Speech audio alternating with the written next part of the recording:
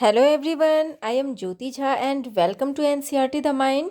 तो आज हम लोग पढ़ेंगे क्लास 7 की हिंदी बुक बाल महाभारत कथा 15वां अध्याय चौसर का खेल व द्रौपदी की व्यथा।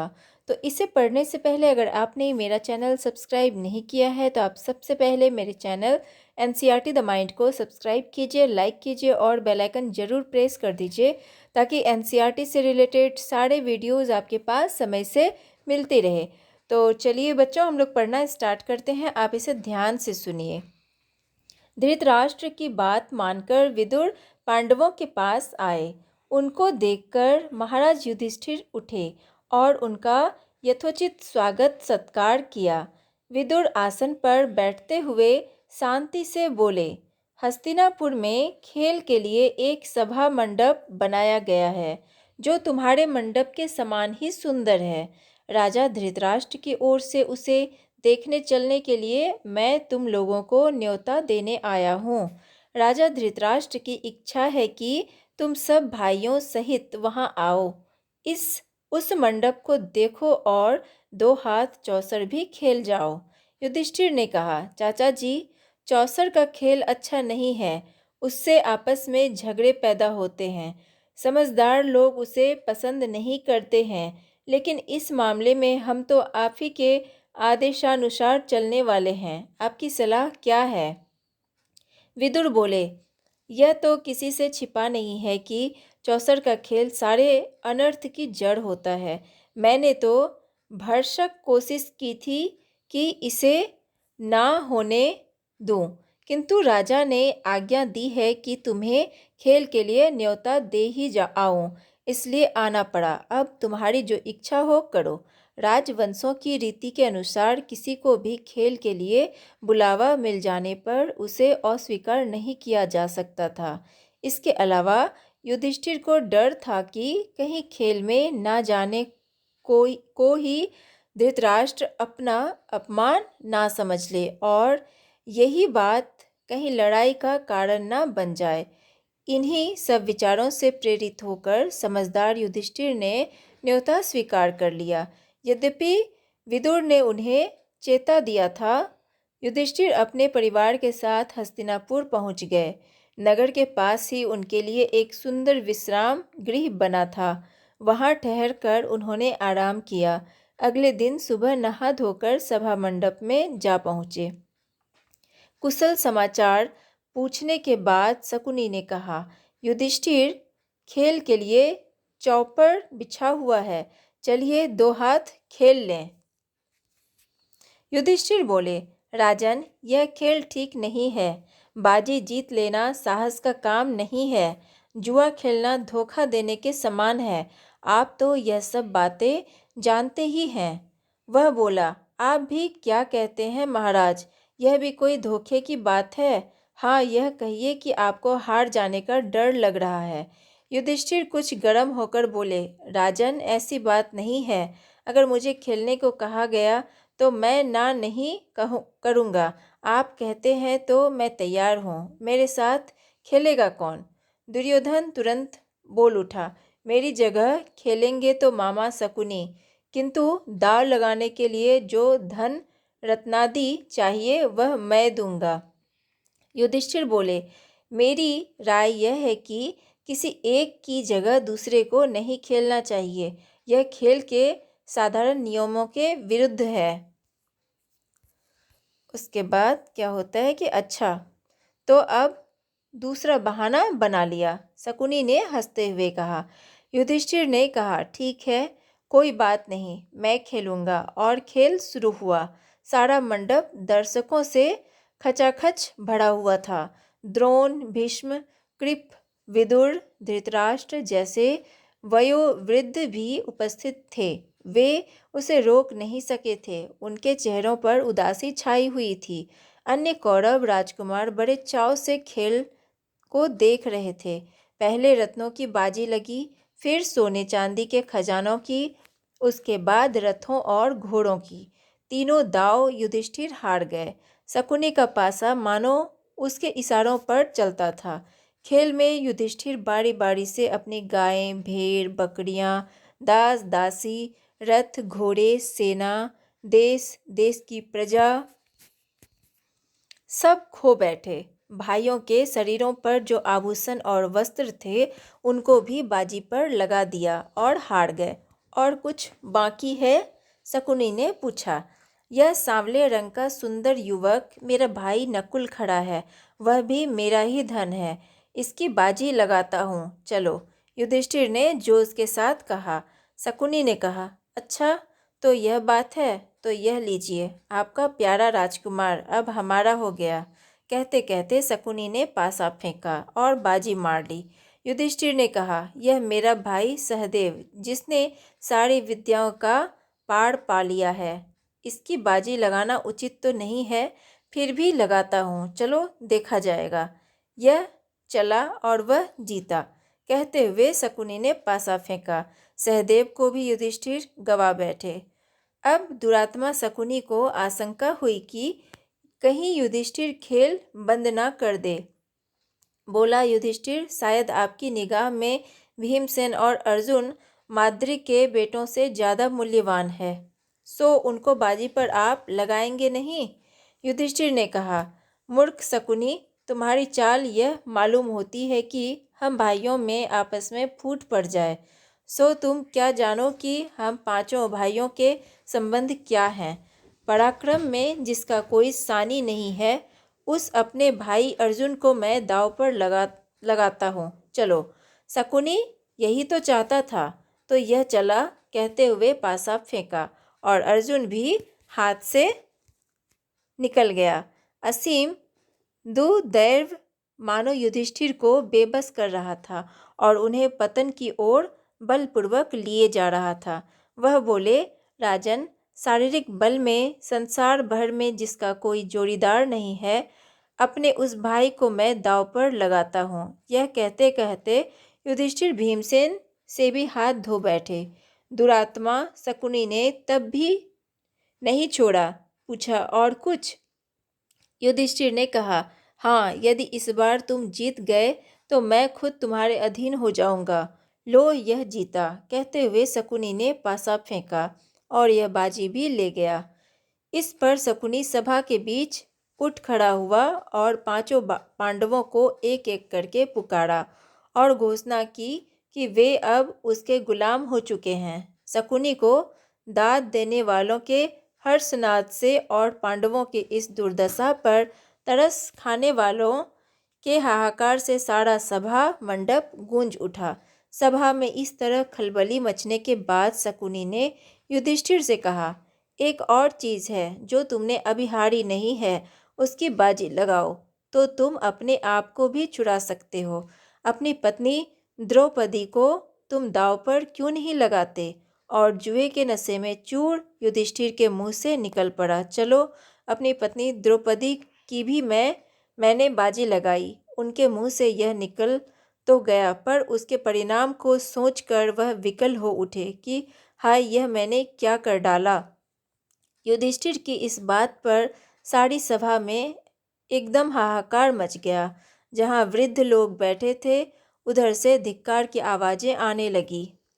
लोग बोले, छी छी, कैसा घोर पाप है। कुछ ने आंसू बहाए और कुछ लोग परेशानी के मारे पसीने से तरबतर हो गए। दुर्योधन और उसके भाइयों ने बड़ा शोर मचाया, पर युयुत्सु नाम का धृतराष्ट्र का एक बेटा शोक संतप्त हो उठा और ठंडी आह भरकर उसने सिर झुका लिया। शकुनी ने पासा फेंक कर कहा, यह लो, यह बाजी भी मेरी ही रही। बस फिर क्या था। दुर्योधन ने विदुर को आदेश देते हुए कहा, आप अभी रणवास में जाएं और द्रौपदी को यहाँ ले आएं।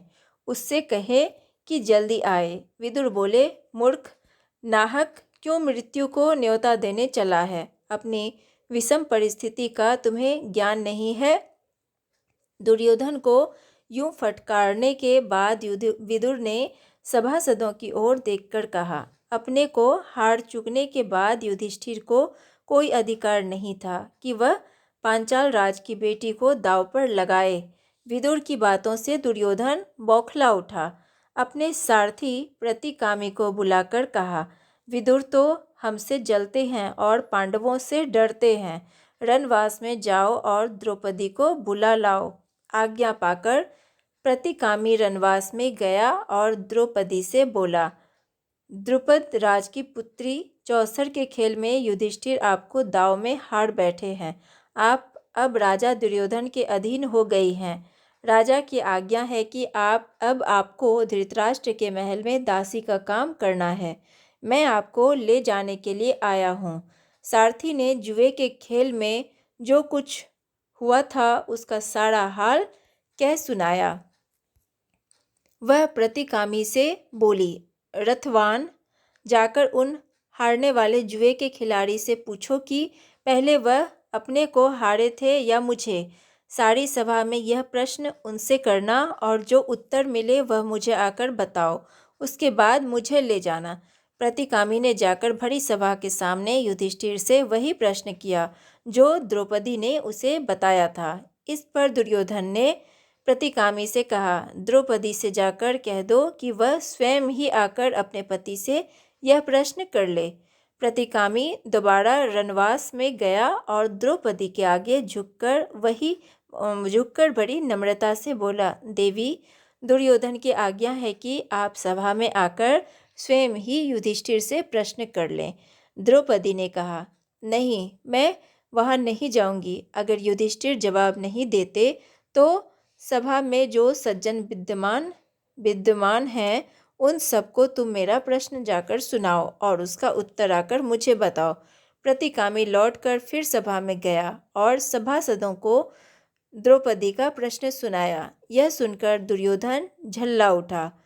अपने भाई दुशासन से बोला, दुशासन, यह सारथी भीमसेन से डरता मालूम होता है। तुम ही जाकर उस घमंडी औरत को ले आओ। दुरात्मा दुशासन के लिए इससे अच्छी बात और क्या हो सकती थी। उसने द्रौपदी के गुंथे हुए बाल बिखेर डाले, गहने तोड़ फोड़ दिए और उसके बाल पकड़कर बलपूर्वक घसीटता हुआ सभा की ओर ले जाने लगा। द्रौपदी विकल हो उठी। द्रौपदी की ऐसी दीन अवस्था देखकर धृतराष्ट्र के एक बेटे विकर्ण को बड़ा दुख हुआ। उससे नहीं रहा गया। वह बोला, उपस्थित वीरों, सुनिए, चौसर के खेल के लिए युधिष्ठिर को धोखे से बुलावा दिया गया था। वह धोखा खाकर इस जाल में फंस गए और अपनी स्त्री तक की बाजी लगा दी। यह सारा कार्य न्यायोचित नहीं है। दूसरी बात यह है कि द्रौपदी अकेले युधिष्ठिर की ही पत्नी नहीं है, बल्कि पांचों पांडवों की पत्नी है। इसलिए उसको दांव पर लगाने का अकेले युधिष्ठिर को कोई हक नहीं था। इसके अलावा खास बात यह है कि एक बार जब युधिष्ठिर खुद को ही दांव में हार गए थे तो उनको द्रौपदी की बाजी लगाने का अधिकार ही क्या था। मेरी एक और आपत्ति यह है कि शकुनी ने द्रौपदी का नाम लेकर युधिष्ठिर को उसकी बाजी लगाने के लिए उकसाया था। लोगों ने चौसर के खेल के जो नियम बना रखे हैं यह उनके बिल्कुल विरुद्ध है। इन सब बातों के आधार पर मैं इस सारे खेल को नियम विरुद्ध ठहराता हूँ। मेरी राय में द्रौपदी नियम पूर्वक नहीं जीती गई है। युवक विकर्ण के भाषण से वहां उपस्थित लोगों के विवेक पर से भ्रम का पर्दा हट गया। सभा में बड़ा कोलाहल मच गया। यह सब देखकर कर्ण उठ खड़ा हुआ और क्रुद्ध होकर बोला, विकर्ण, अभी तुम बच्चे हो। सभा में इतने बड़े बूढ़ों के होते हुए तुम कैसे बोल पड़े? तुम्हें यहाँ बोलने और तर्क वितर्क करने का कोई अधिकार नहीं है। यह देखकर दुशासन द्रौपदी के पास गया और उसका वस्त्र पकड़कर खींचने लगा। ज्यों-ज्यों वह खींचता गया त्यों-त्यों वस्त्र भी बढ़ता गया। अंत में खींचते खींचते दुशासन की दोनों भुजाएं थक गई। हांफता हुआ वह थकान से चूर होकर बैठ गया। सभा के लोगों में कपकपी सी फैल गई और धीमे स्वर में बातें होने लगी। इतने में भीमसेन उठा। उसके होंठ मारे क्रोध के फड़क रहे थे। ऊंचे स्वर में उसने यह भयानक प्रतिज्ञा की, उपस्थित सज्जनों, मैं शपथ खाकर कहता हूँ कि जब तक भरत वंश पर बट्टा लगाने वाले इस दुरात्मा दुशासन की छाती चीर ना लूँगा, तब तक इस संसार को छोड़कर नहीं जाऊँगा। भीमसेन की इस प्रतिज्ञा को सुनकर उपस्थित लोगों के हृदय भय के मारे थर्रा उठे। इन सब लक्षणों से धृतराष्ट्र ने समझ लिया कि यह सब ठीक नहीं हुआ है। उन्होंने अनुभव किया कि जो कुछ हो चुका है उसका परिणाम शुभ नहीं होगा। यह उनके पुत्रों और कुल के विनाश का कारण बन जाएगा। उन्होंने परिस्थिति को संभालने के इरादे से द्रौपदी को बड़े प्रेम से अपने पास बुलाया और शांत किया तथा सांत्वना दी। उसके बाद वह युधिष्ठिर की ओर मुड़कर बोले, युधिष्ठिर, तुम तो अजात शत्रु हो, उदार हृदय के भी हो। दुर्योधन की इस कुचाल को क्षमा करो और इन बातों को मन से निकाल दो और भूल जाओ। अपना राज्य तथा संपत्ति आदि सब ले जाओ और इंद्रप्रस्थ जाकर सुखपूर्वक रहो। धृतराष्ट्र की इन मीठी बातों को सुनकर पांडवों के दिल शांत हो गए और यथोचित अभिवादनादि के उपरांत द्रौपदी और कुंती सहित सब पांडव इंद्रप्रस्थ के लिए विदा हो गए। पांडवों के विदा हो जाने के बाद कौरवों में बड़ी हलचल मच गई। पांडवों के इस प्रकार अपने पंजे से साफ निकल जाने के कारण कौरव बड़ा क्रोध प्रदर्शन करने लगे और दुशासन तथा शकुनी के उकसाने पर दुर्योधन पुनः अपने पिता धृतराष्ट्र के सिर पर सवार हो गया और पांडवों को खेल के लिए एक बार और बुलाने को उनकी राजी कर लिया। युधिष्ठिर को खेल के लिए बुलाने को फिर दूत भेजा गया। पिछली घटना के कारण दुखी होते हुए भी युधिष्ठिर को यह निमंत्रण स्वीकार करना पड़ा। युधिष्ठिर हस्तिनापुर लौटे और शकुनी के साथ फिर चौपड़ खेला। इस बार खेल में यह शर्त थी कि हारा हुआ दल अपने भाइयों के साथ 12 वर्ष तक वनवास करेगा तथा उसके उपरांत 1 वर्ष अज्ञातवास में रहेगा।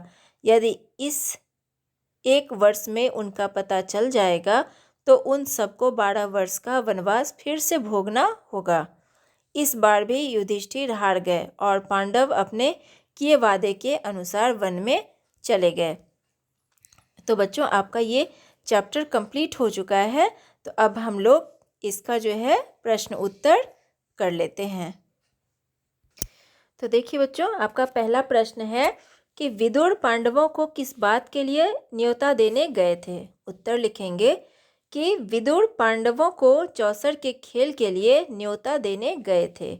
दूसरा प्रश्न है कि राजवंशों की रीति के अनुसार चौसर के खेल का क्या नियम था। उत्तर, राजवंशों की रीति के अनुसार किसी को भी खेल के लिए बुलावा मिल जाने पर उसे अस्वीकार नहीं किया जा सकता था।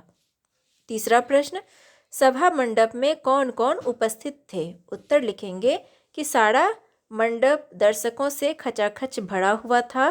द्रोण, भीष्म, कृप, विदुर, धृतराष्ट्र जैसे वयोवृद्ध भी उपस्थित थे। अगला प्रश्न कि युधिष्ठिर की चौसर के खेल के बारे में क्या राय थी। उत्तर लिखेंगे कि युधिष्ठिर की राय में चौसर का खेल अच्छा नहीं था। उससे आपस में झगड़े पैदा होते हैं। समझदार लोग उसे पसंद नहीं करते हैं।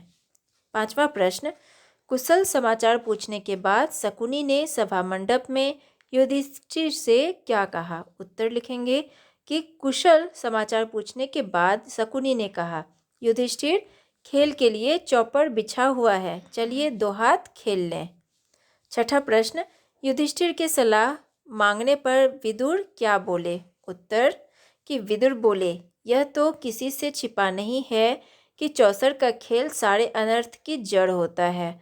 मैंने तो भरसक कोशिश की थी कि इसे ना होने दें, किंतु राजा ने आज्ञा दी है कि तुम्हें खेल के लिए न्योता दे ही आऊं, इसलिए आना पड़ा। अब तुम्हारी जो इच्छा हो करो। सातवां प्रश्न, युधिष्ठिर चौसर के खेल में क्या क्या हार गए। तो उत्तर लिखेंगे कि पहले रत्नों की बाजी लगी, फिर सोने चांदी के खजानों की, उसके बाद रथों और घोड़ों की। तीनों दांव युधिष्ठिर हार गए। खेल में युधिष्ठिर बारी बारी से अपनी गायें, भेड़, बकरियां, दास दासी, रथ, घोड़े, सेना, देश देश की प्रजा सब खो बैठे। वह अपने चारों भाइयों, खुद को और अपनी पत्नी द्रौपदी तक को भी हार गए। आठवां प्रश्न, युधिष्ठिर ने धृतराष्ट्र का न्योता क्यों स्वीकार कर लिया? उत्तर कि राजवंशों की रीति के अनुसार किसी को भी खेल के लिए बुलावा मिल जाने पर उसे अस्वीकार नहीं किया जा सकता था। इसके अलावा युधिष्ठिर को डर था कि कहीं खेल में ना जाने को ही धृतराष्ट्र अपना अपमान ना समझ ले और यही बात कहीं लड़ाई का कारण न बन जाए। इन्हीं सब विचारों से प्रेरित होकर समझदार युधिष्ठिर ने न्योता स्वीकार कर लिया। नवा प्रश्न, दूसरी बार खेल के परिणाम स्वरूप युधिष्ठिर ने क्या किया?